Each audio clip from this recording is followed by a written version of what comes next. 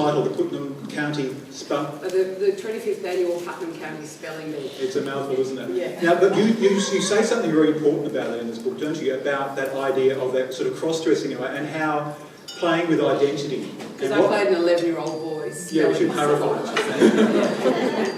But that idea of what, does it matter, does it not matter? Yeah. And in a sense, this book has been a journey of discovering, looking back on who you are, but also more important, well, equally importantly, your father. Yeah. Discovering those things you didn't know, those things you did know but didn't understand. Yeah. And in that sense, it is a dual sort of biography, isn't it? Because could you just tell us to start with what prompted you to write this book in the first place? Well, in a lot of ways, it was one of those, without wanting to sound pompous about it, I felt a bit like it was my destiny to write this book from an early age because I inherited this extraordinary story from my father and his family. Sorry. Go to the other side.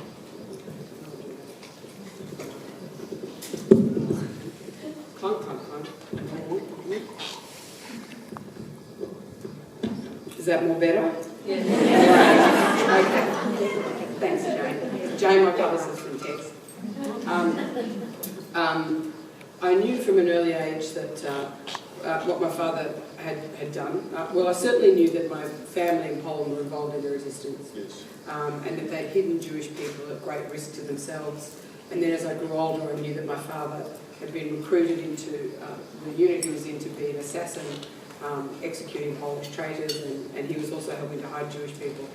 And the storyteller in me, I think, probably thought, I just sensed that it was an extraordinary story, but also kind of morally, I thought it was really an important story to tell and to honour the courage and altruism of my grandparents, my aunt, my uncle, and my father. And I think carrying forward those stories is really important. And a lot of the stories, we've heard a lot of stories from the Holocaust.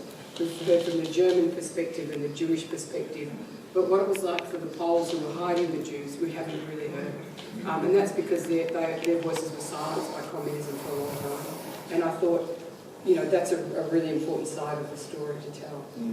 There's also an important part of the book where you discover that, I think at one point you had the assumption that all Poles have Jewish people. And all of a sudden you realised that was actually not the case, and you confronted your father about this. Yeah. And he kind of dodged the question at first, didn't he? Yeah. Well, it was when I was reading Leon Uris, yes, and he painted a very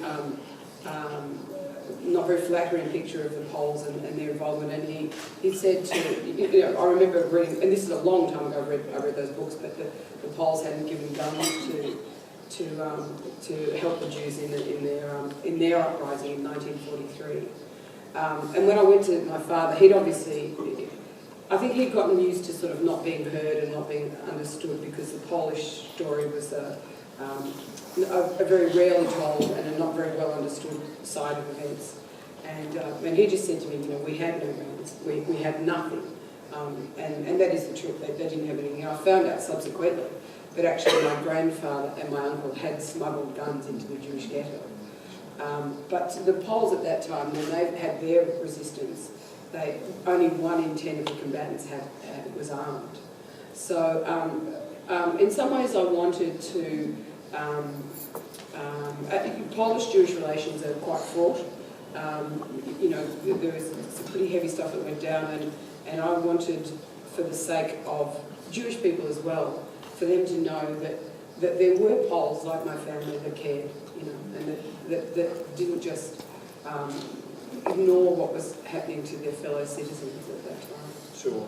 Now, looking for a moment at the other strand that we discussed, which was actually your own personal story, in what sense is this book a way of looking at that search for identity? And we talk about all kinds of things. There's a lovely moment, in fact, where you first made your mother laugh out loud. Yeah. And I think it was from that point you realised that there was something... It was part of the formation of identity. Yes. Yeah. Well, the first thing is, we moved here when I was 5 years old. So in another way, in some sense, I've always been haunted by this other potential me that exists. That what would I have been had we not relocated to Australia when I was 5? Had we stayed in Britain? Would I be the same person? Would I be doing what I do? What about me would remain the same, and what is circumstantial?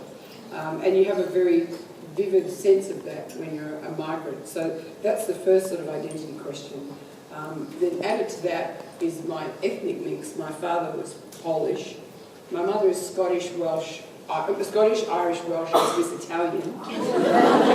So, but you know, a lot of Australians have a sort of real mongrel combo like that. I would say it's almost what makes you Australian, really. So there was that element, then you know, when we came out, he had only been out for a year, and my father got very life-threatening cancer.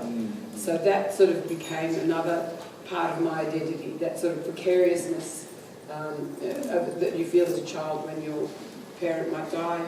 And then, of course, there was sexuality, which for me, of course, wasn't straightforward. I wasn't 100% gay. As I said when I came out, you know, gay, a little bit not gay. But, so, you know, pretty much nothing for me has been a straightforward journey, and there's been no sense of, an easy sense of, oh, this is who I am, this is what I identify as. So it's not surprising that people detect that in the book. And it's not surprising in some ways, I suppose, that I ended up becoming an actor, trying on identities and exploring different identities. So in what respect is comedy the ideal vehicle for exploring those identities? Well, I suppose sketch comedy and character comedy is perfect, because you're